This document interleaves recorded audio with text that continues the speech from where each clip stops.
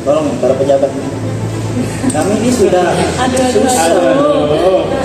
susah, selalu kami yang dibuat tambah susah. Assalamualaikum warahmatullahi wabarakatuh. Halo teman-teman, kembali lagi dengan saya Hudzaifah. Selamat datang di podcast kami. Semoga teman-teman yang sedang menonton selalu dalam keadaan sehat walafiat. Amin ya rabbal alamin. Nah, pada episode kali ini kita akan ngobrolin suatu hal yang mungkin sudah biasa di Indonesia ini ya, apalagi kalau bukan korupsi.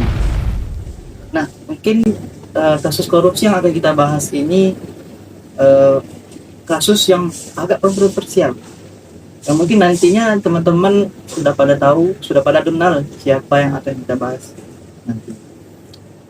Nah, kita sudah kehadiran tamu spesial dari Universitas Islam Negeri Raden Fatah, siap menjadi narasumber kita.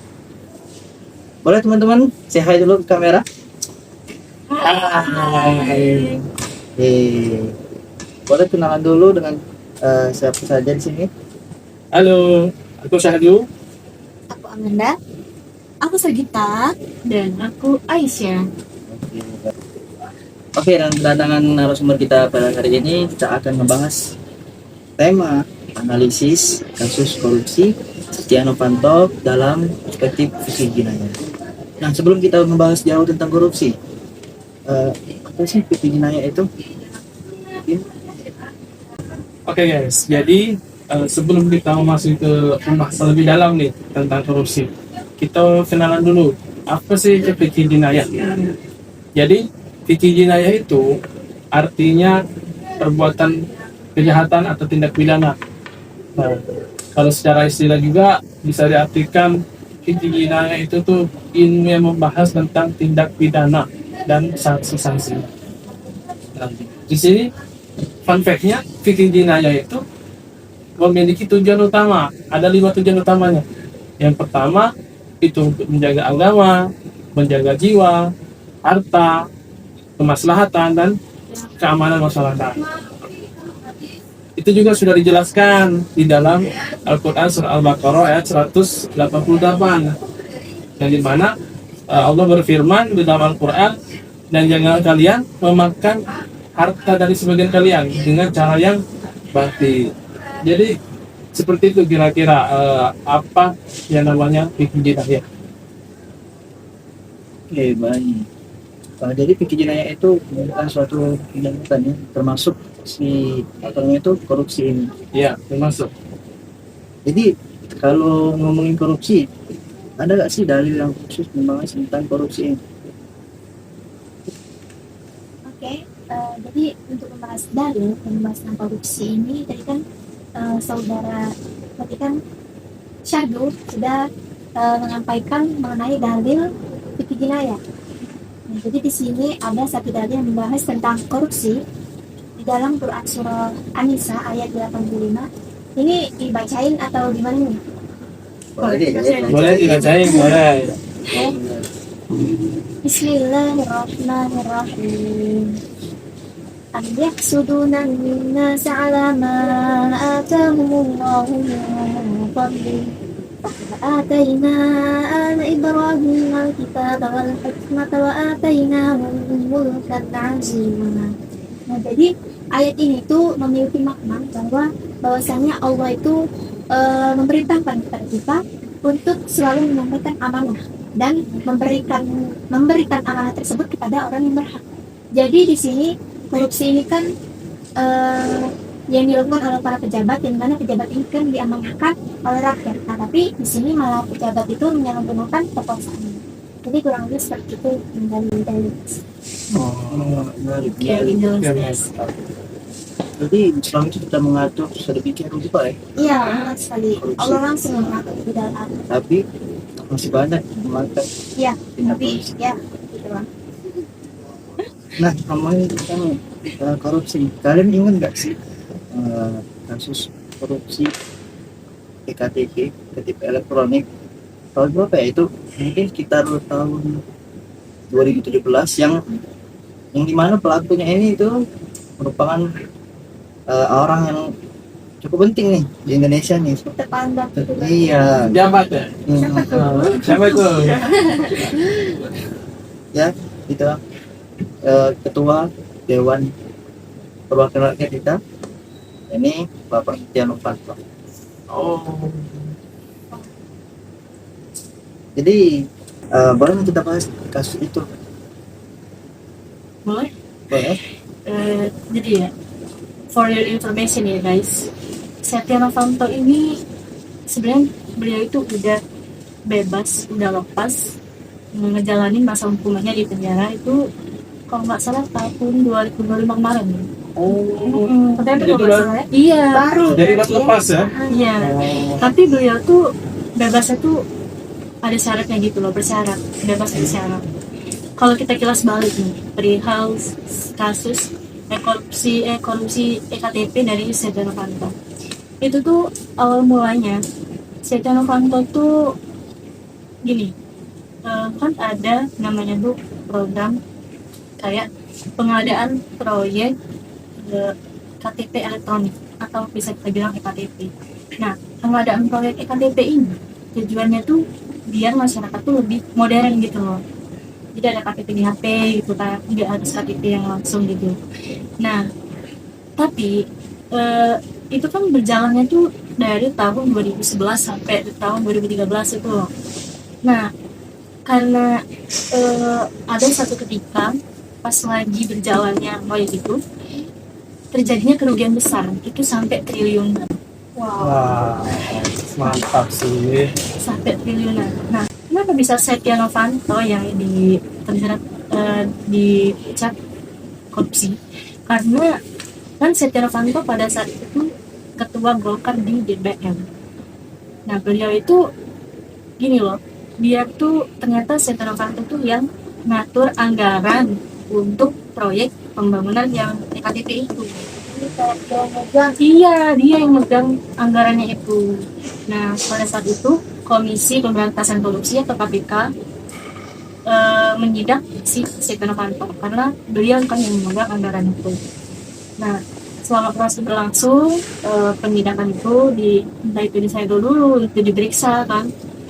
Ada gebrakan baru nih dari Setia Novanto. Apa itu? Jadi di saat lagi diperiksa Setia Novanto ini sempat kecelakaan mobil sampai beliau tuh masuk rumah sakit. Jadi pada saat itu tuh lagi boomingnya Setia Novanto tuh di sidang di proses, dia juga sempat masuk rumah sakit karena kecelakaan.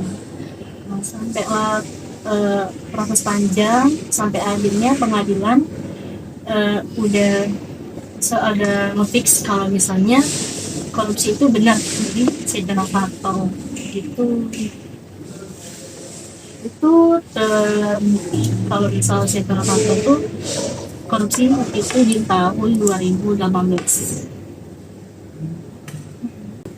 Banget ya kalau sampai ke Tapi dia tuh masuk penjaranya tuh nggak cuma masuk penjara, tapi memang harus ngebayar denda dari dia korupsi itu KTP elektronik itu. Itu sih. ngomongin Setia Novanto, kalian ingat nggak sih waktu tahun sekitar 2000 berapa ya? Waktu itu ada video Najwa Shihab yang sidak ke lapasnya Setia Novanto. Iya. Udah tahu. Lapas Plaza Hotel itu gak sih? Iya. Di dalamnya Iya, itu lapas atau hotel guys? Oh, Gimana, mungkin gimana? editor boleh taruh videonya gini. Kayak gimana tuh kira-kira? Bener sih, apa ya, tapi kalau ngomongin lapas Raksa Hotel itu udah gak asing lagi gak sih? Indonesia nih bos. Indonesia nggak asli lagi kalau selain kayak gitu. Iya. Nah, apa ya, dari kasus Setia Novanto itu kan bener-bener booming banget tuh. Yang mana lagi selain korupsi kan dia booming itu karena lapasnya beda sendiri gitu kan. Sampai masyarakat tuh bertanya-tanya gitu loh, kayak kalau semua orang ngejalanin hukuman, tapi kok ada yang malah dapat perlakuan khusus kayak lapas Raksa Hotel itu. Nah, makanya dari tim Najwa Shihab itu mereka tuh ngesidang si Setia Novanto di lapasnya itu. Tapi memang loh di YouTube itu kayak beneran lapas rasa hotel gitu, beda banget kan dari yang lain. Lapas rasa apartemen. Gitu. Itulah ya, kayak kalau dipikir-pikir kok bisa gitu. Di Indonesia ini malah semua orang menjalani hukuman, tapi malah ada yang beda sendiri, padahal itu harusnya sama gitu kan, tapi malah kayak gitu, ada yang beda sendiri gitu. Kalau dilihat dari situ berarti ada kemungkinan gak sih sebenarnya dia itu nggak ditahan, tapi mungkin dia lagi liburan. Lebih ke pindah rumah lah sih. Iya. Pindah rumah doang ya. Enak banget karakternya. Emang kalau melihat dari video itu memang benar-benar beda banget, benar-benar mewah dari yang lain, dari lapas-lapas pada umumnya. Jadi tahun berapa sih tiga itu kalau boleh tahu? Kalau nggak salah 2018 atau 17 atau 2018. 18 tuh. Itu udah tua aja. Jauh sama banget lah. Iya udah lama banget. Itu Udah lama. 2018 loh. Lapasnya udah semewah itu. Gimana nih kalau tahun ini 2026? Aduh, Kali mewah lagi. di sana jauh ada nggak sih? Aku bayang sih mewahnya. Oke, kita back topik lah. Gimana sih kasus korupsi ini kalau dilihat dari perspektif pidana? Oke, jadi korupsi ini dalam perspektif pidana ini, korupsi itu menjadi salah satu tindak pidana yang sangat-sangat jahat gitu. Kenapa? Karena di korupsi ini itu tuh ada penyalahgunaan sekaligus. Nah, yang pertama itu adanya gulul. Seperti yang kita ketahui, gulul itu kan penggelapan gitu ya, penggelapan hak orang lain. Ada juga itu sudah dijelaskan dalam Al-Quran, Quran surah Al-Imran ayat 191 dijelaskan mengenai gulul. Terus yang kedua, korupsi ini kan memakan harta orang lain secara tidak sah atau secara batil, seperti itu. Nah, yang ketiga, korupsi itu tuh berarti sebuah kejahatan yang merugikan banyak masyarakat luas. Nah, jadi orang yang korupsi di sini dikenain hukuman takzir. Hukuman takzir itu bisa berupa penjara, penyitaan aset-aset yang dimiliki, denda, dan juga penghentian hak tertentu. Tadi tuh takzir itu salah satunya hukuman kayak di penjara. Nah, bagaimana nih dengan yang kita bahas tadi fasilitas mewah itu? Apakah itu bagaimana? Ya, kalau kita lihat dari perspektif pidana tadi, ya tidak adil dong.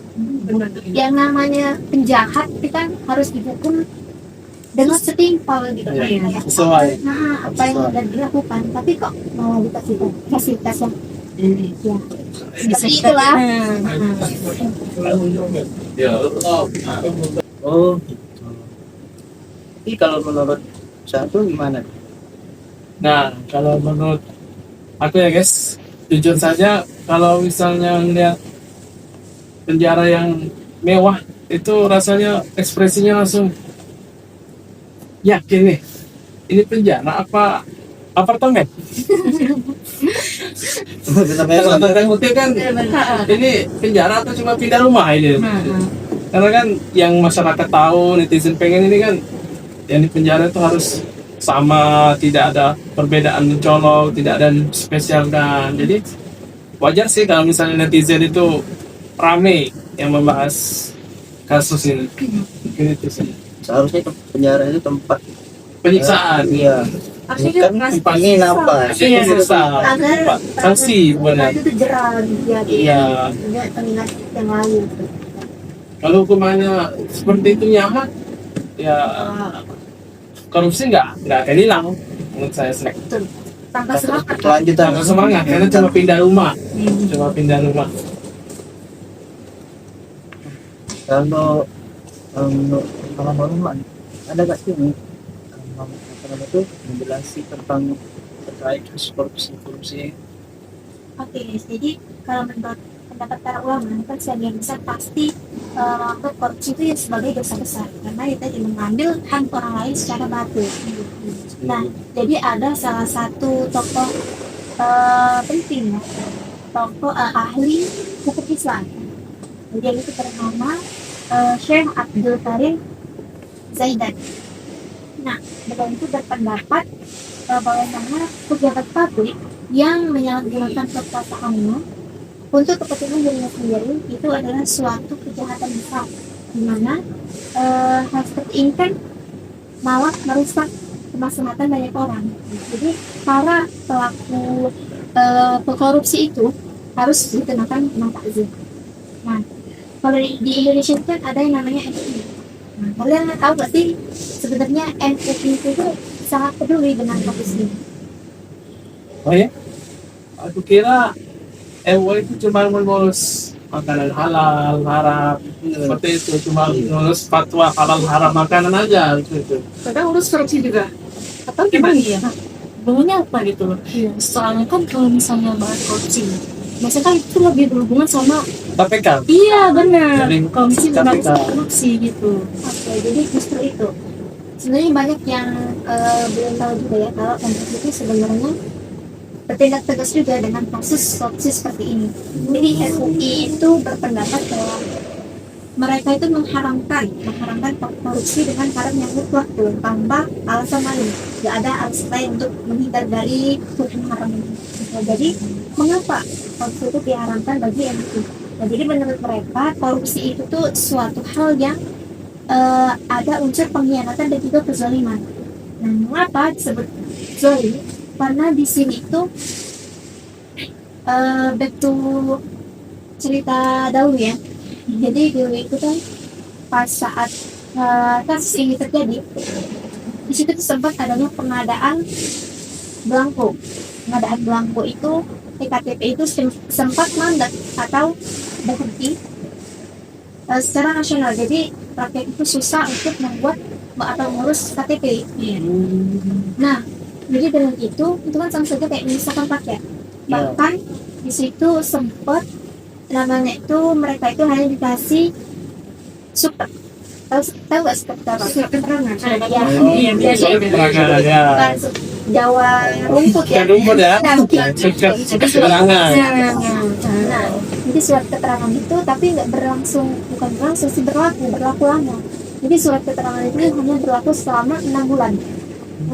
Nah, jadi untuk mengaktifkan itu harus bolak-balik dong, Iya. kan capek untuk mengaktifkan surat keterangan itu tadi. Susah juga dong. Nah, ya itulah tadi Lebih banyak. kezaliman tadi kan. Jadi banyak keluar biaya kan kalau gitu ya, pulang balik. Kendaraannya gitu kan. Nah, jadi seperti itu letak kezalimannya. Banyak saja jutaan masyarakat Indonesia itu yang merasakan susah ya, dibuat susah oleh negaranya sendiri. Iya. Oh, jadi gitu ya. Artinya para ulama itu sepakat ya, memiliki pandangan yang relatif sama terkait kasus-kasus korupsi.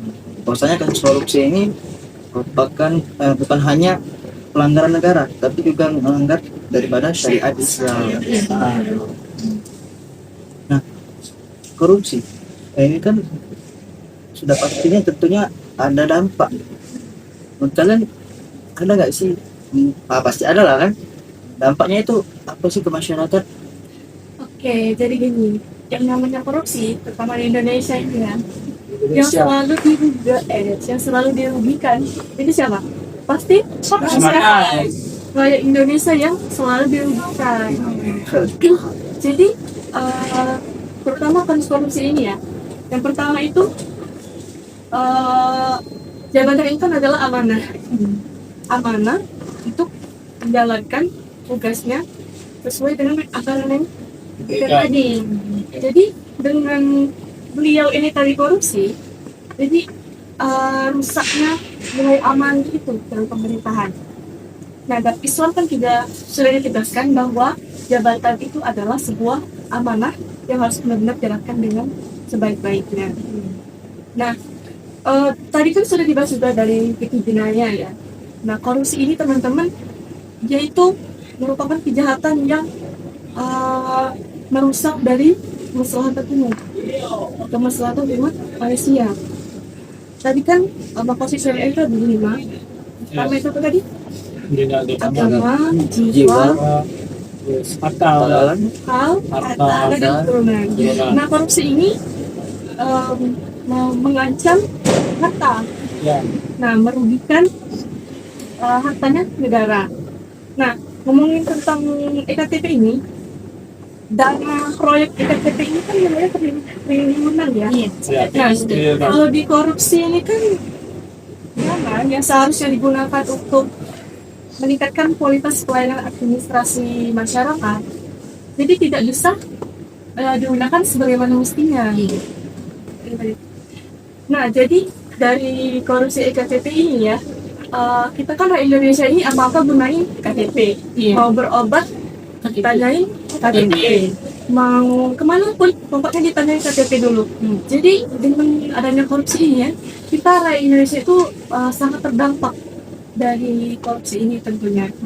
Apapun yang kita lakuin di negara ini kayak terhambat, jadi susah. Ya, berarti di situ adanya nilai ketidakadilan di sana. Kemudian selain rusaknya amanah tadi, seperti yang aku katakan tadi, adanya ketidakadilan sosial. Korupsi ini adalah bentuk dari kezoliman, ya kan? Nah, ditambah lagi, khususnya dari Setia Novanto ini kan adanya isu lapas rasa hotel tadi kan? Iya. Ya, Nah, pas sel. itu juga menimbulkan persoalan serius yang kayaknya menarik kalau dibahas di TV Jinaya, karena sebagaimana yang kita bahas tadi kan seharusnya orang yang dihukum itu harusnya dia itu setidaknya merasa tersiksa lah, gitu kan? Gimana kalau mereka yang korupsi ini dikasih fasilitas semewah itu? Ya berarti mereka telah zolim dan melanggar nilai keadilan. Nah, jadi teman-teman, korupsi itu tidak hanya merugikan keuangan negara, tapi juga merusak kepercayaan publik terhadap negara pemerintahan. Kemudian juga menghambat kemaslahatan umat manusia, dan tentunya yang paling kita garis bawahi adalah korupsi ini sangat bertentangan dengan tujuan utama dari syariat Islam itu sendiri. Seperti itu. Benar banget sih. Kayak apa ya? Sebenarnya kalau bilang korupsi kayak EKTP tadi dan Setia Novanto, mau ngeberantas korupsi itu sebenarnya agak sulit sih ya. Karena ngeberantas korupsi itu kurasa nggak cukup kalau misalnya dari segi hukuman doang, masuk penjara doang, bahkan masuk penjara pun ada yang beda, gitu kan, ada 8 khusus lain gitu kan. Kayak apa ya, sebenarnya yang lebih penting itu kalau misal orang-orang tuh kita tuh mencegah korupsi itu nggak cuma dari hukuman itu, tapi juga dari kayak menjaga sikap, moral, pendidikan gitu. Nah, jadi kayak apa ya, selain itu tuh penegakan hukum tuh tidak harus nggak harus divonis beberapa tahun gitu, tapi juga memang benar-benar adil gitu. Tapi nggak tahu ya kalau di Indonesia ini udah berlaku banget atau belum gitu. Jadi korupsi ini benar-benar memiliki dampak yang besar banget. Masyarakat itu dibuat berkesusahan. Tolong para pejabatnya. Kami ini sudah susah. Sudah susah, Selalu kami yang dibuat tambah susah. Kalian ya bener-bener Tidak pantas. Pelaku dari para korupsi ini bukannya diberi hukuman yang pantas, dibuat jerah, tapi malah tadi Dirajakan. pelaku khusus itu lebih kayak memotivasi koruptor lain ya. Iya, koruptor aja lah. iya. Jadi orang-orang tuh pikir kayak setelah Setia Novanto aja hukumannya nggak terlalu berat gitu kan, malahan enak gitu. Alah, pasti juga mewah. Jadi kalau menurut kalian nih, si pelaku para korupsi ini seharusnya juga banget. Kalau menurut saya pribadi ya, kalau aku harusnya koruptor ini dirampas asetnya, Dimiskinkan. dimiskinkan. Makanya para pejabat tolong undang-undang perampasan aset segera disahkan ini supaya koruptor ini tidak semakin merajalela. Benar-benar. Itu Minimal mengurangi ya, minimal mengurangi, tidak mengikat. jangan mengikat, jangan sampai Ini malah dikasih, merugikan.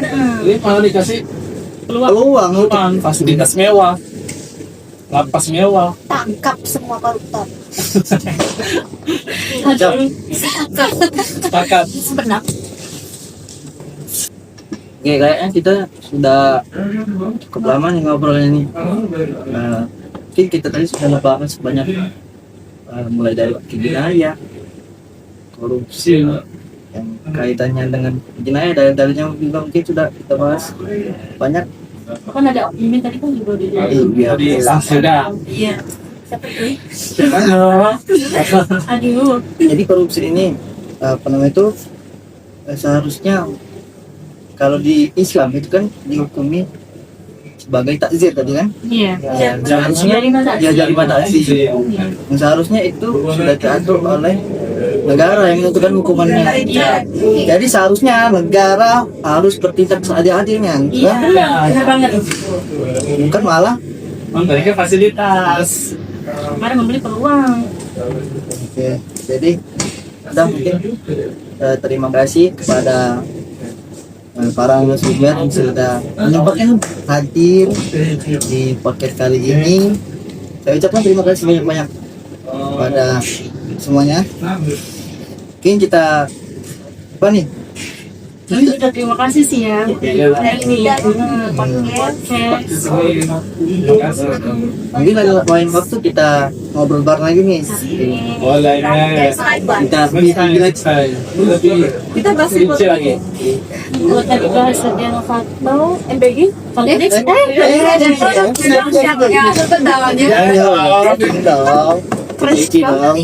Masih fresh tuh. Nanti kita nanti ya. Nanti. Next time. Next video. oke, saya Depa. Saya Sadu. Saya Amanda. Saya Sita dan saya Aisyah. Kita izin pamit undur diri.